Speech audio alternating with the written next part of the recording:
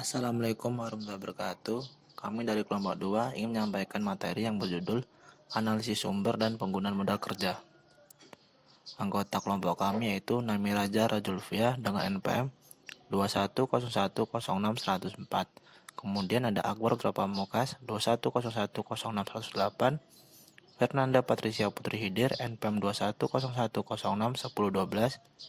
Kemudian ada Safia Firyatul Umah dengan NPM 2101061043. Materi pertama yaitu pengertian dana dan modal kerja. Dana diartikan sebagai seluruh aktiva yang dimiliki perusahaan. Artinya seluruh harta perusahaan yang dimiliki dalam aktivanya dianggap dana perusahaan. Sedangkan modal kerja merupakan modal yang digunakan untuk melakukan kegiatan operasi perusahaan. Modal kerja diartikan sebagai investasi yang ditanamkan dalam aktiva lancar atau aktiva jangka pendek seperti kas, bank, surat-surat berharga, piutang, sediaan, dan aktiva lancar lainnya. Dalam praktiknya, pengertian dana atau fund dibagi ke dalam beberapa pengertian berikut. Yang pertama, dana dianggap sebagai kas atau uang tunai. Yang kedua, dana dianggap sebagai uang yang disimpan di bank dalam bentuk giro atau tabungan. Yang ketiga, dana dianggap sebagai modal kerja. Yang keempat, dana dianggap sebagai seluruh aktiva yang dimiliki perusahaan. Yang kelima, dana dianggap sebagai aktiva yang memiliki sifat yang sama dengan kas.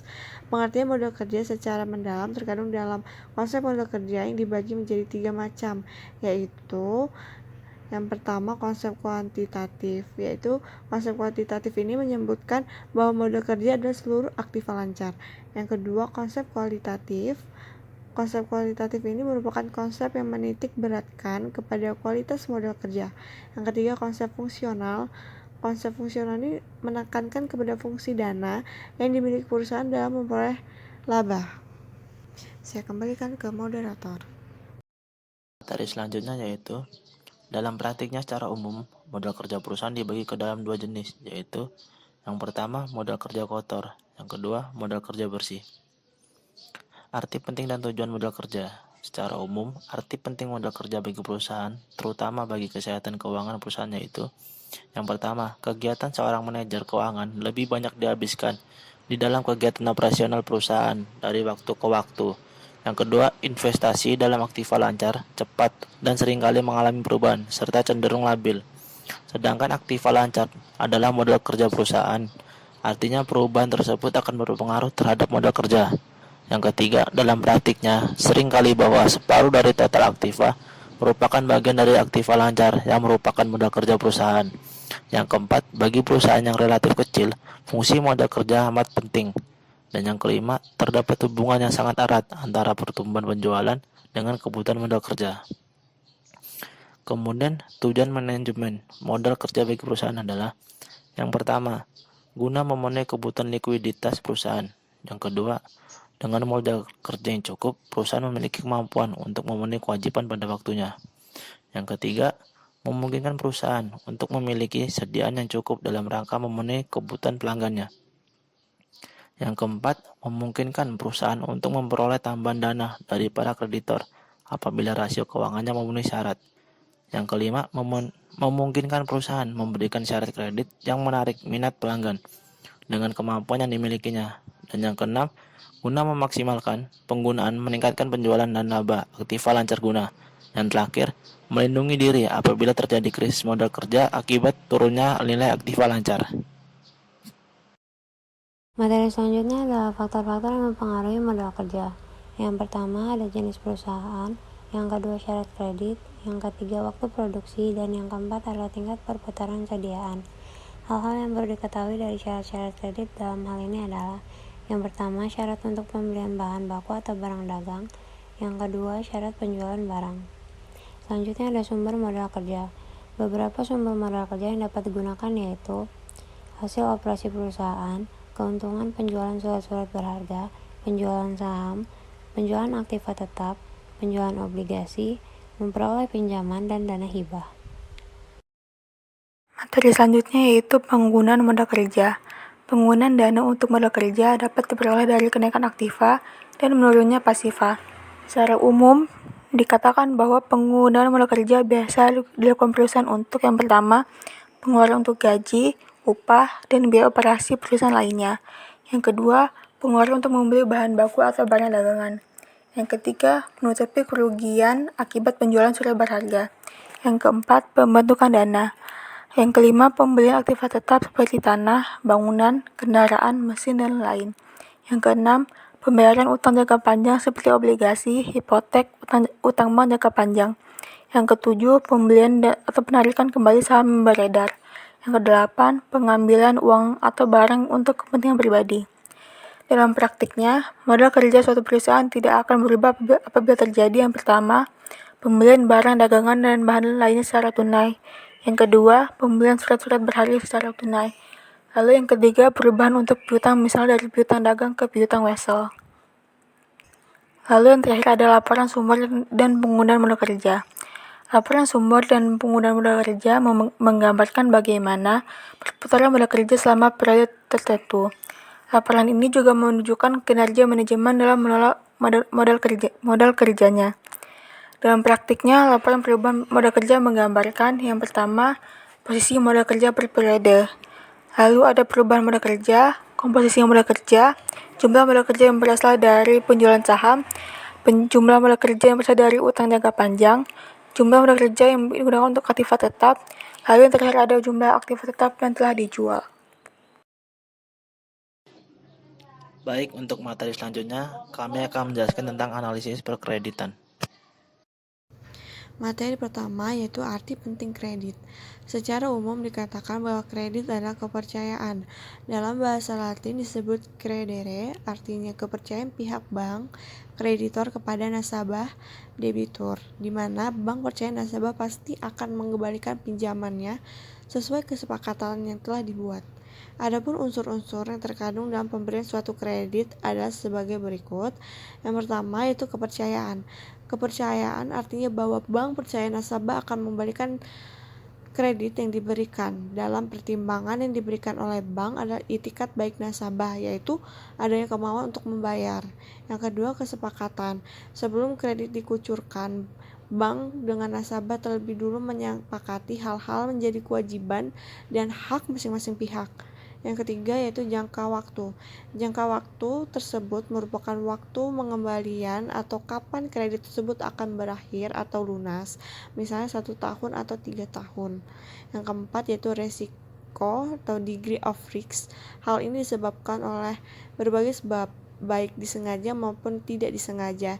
Yang sengaja ini itu kayak nasabah sengaja untuk tidak membayar kreditnya, tapi kalau yang tidak sengaja ini nasabah memang tidak bermaksud untuk tidak mengembalikan kreditnya. Yang kelima yaitu balas jasa. Bagi nasabah, balas jasa ini merupakan jasa atau imbalan yang mereka berikan atas dana yang mereka gunakan. Jenis-jenis kredit. Yang pertama dari segi kegunaan. Dari segi kegunaan ini ada kredit investasi. Kredit investasi ini merupakan kredit yang diberikan untuk keperluan investasi, misalnya membangun pabrik, rumah, pembelian mesin, tanah, dan lainnya. Kalau kredit modal kerja merupakan kredit yang diberikan untuk keperluan modal kerja, misalnya untuk membeli bahan baku, membayar gaji, dan biaya lainnya. Yang kedua yaitu dari segi tujuan. Yang pertama ada kredit produktif. Kredit produktif ini merupakan kredit yang diberikan untuk menghasilkan sesuatu atau proses produksi, baik barang maupun jasa. Misalnya kredit diberikan untuk industri pabrik, pertanian, peternakan, pabrik, perhotelan, dan lainnya. Yang kedua ada kredit konsumtif. Merupakan kredit yang diberikan untuk digunakan secara pribadi atau dipakai konsumsi sendiri, misalnya membeli rumah atau kendaraan yang akan digunakan untuk keperluan pribadi. Yang ketiga ada kredit perdagangan, yaitu kredit yang diberikan kepada para pedagang. Yang ketiga dari segi jangka waktu, yaitu ada kredit jangka pendek. Kalau kredit jangka pendek ini merupakan kredit yang memiliki jangka waktu maksimal 1 tahun atau kurang dari 1 tahun. Yang kedua ada kredit jangka menengah, merupakan kredit yang memiliki jangka waktu 1-3 tahun, namun di bahasa ini banyak bank yang mengklasifikasikan menjadi kredit jangka panjang. Yang ketiga ada kredit jangka panjang. merupakan kredit yang memiliki jangka waktu lebih dari 1 atau 3 tahun. Artinya ada bank yang mengklasifikasikan yang lebih dari 1 tahun menjadi kredit jangka panjang, namun ada pula yang mengklasifikasikan lebih dari 3 tahun menjadi jangka panjang. Yang keempat, dari segi jaminan. Kalau jaminan ini ada kredit dengan jaminan, kredit tanpa jaminan. Kalau dengan jaminan itu kredit yang syarat-syaratnya memperolehnya harus memiliki jaminan tertentu, baik harta bergerak, tidak bergerak, atau jaminan lainnya. Kalau tanpa jaminan ini kreditnya yang diberikan tanpa jaminan apapun secara real. Namun sebenarnya meskipun tidak ada jaminan, dalam praktiknya ada jaminan kemampuan membayar dari nasabah. Misalnya tuh kayak pegawai tetap yang memiliki penghasilan tertentu. Yang kelima, dari segi sektor usaha. Kalau sektor usaha ini ada kredit sektor pertanian, kredit sektor industri, kredit sektor perumahan, kredit sektor profesi, kredit sektor pertambangan. Kalau kredit sektor pertanian itu kredit yang diberikan kepada para petani, baik tanaman jangka pendek yang kurang atau maksimal 1 tahun maupun jangka panjang lebih dari 1 tahun atau 3 tahun sesuai persyaratan bank. Kalau kredit sektor industri, kredit yang diberikan kepada industri, baik industri kecil, menengah, maupun besar. Kalau kredit sektor perumahan itu kredit yang diberikan untuk pemilikan rumah atau properti lainnya. Kalau sektor profesi, kredit yang diberikan kepada profesional seperti dokter, pengacara, dosen, dan lainnya. Kalau sektor pertambangan, kreditnya yang diberikan pengusaha yang bergerak dalam bidang pertambangan seperti emas, batu bara, timah, atau tambang lainnya. Kalau kredit sektor pendidikan, itu kredit yang diberikan dinas pendidikan seperti kredit mahasiswa dan kredit sektor lainnya. Baik, saya kembalikan ke moderator. Kemudian materi selanjutnya yaitu perhitungan kebutuhan kredit. Yang pertama, nilai jaminan, artinya jaminan yang diberikan nasabah untuk memperoleh kredit, misalnya jaminan berupa tanah, rumah yang ditunjukkan dari sertifikat tanah tersebut. Yang kedua, penghasilan nasabah atau gaji, artinya khusus bagi karyawan yang mengajukan kredit. Kredit yang diberikan nilai dari angsuran yang menjadi beban nasabah. Yang ketiga, jumlah biaya yang akan dikeluarkan nasabah. Untuk pembiayaan, usahanya juga dapat menentukan yang akan dibiayai oleh nasabah dan bank. Yang keempat, studi kelayakan, artinya bank terlebih dulu menilai jumlah yang dibutuhkan sesuai dengan kelayakan usaha atau kebutuhan modalnya. Yang kelima, analisis rasio, artinya persetujuan jumlah kredit yang diputuskan dengan mempertimbangkan berdasarkan rasio keuangan nasabah yang terlihat dari laporan keuangan atau neraca dan laporan laba rugi yang diajukan. Dan terakhir, cara lainnya. Analisis kredit. Analisis kredit yaitu tujuannya adalah untuk menghindari kredit yang dibiayai nantinya tidak layak. Kalau ini yang terjadi, kemungkinan besar bank akan menderita kerugian karena ketidakmampuan nasabah untuk mengembalikan pinjamannya alias macet. Dengan 5 of C. Yang pertama, karakter adalah sifat atau watak nasabah. Analisis ini untuk mengetahui sifat watak seorang nasabah pemotong kredit. Apakah pemilik watak atau sifat yang bertanggung jawab terhadap kredit yang diambilnya? B. Capacity, yaitu analisis yang digunakan untuk melihat kemampuan nasabah dalam membayar kredit. Yang terakhir, kapital adalah untuk menilai modal yang dimiliki oleh nasabah untuk membiayai kredit. Materi selanjutnya adalah analisis kredit.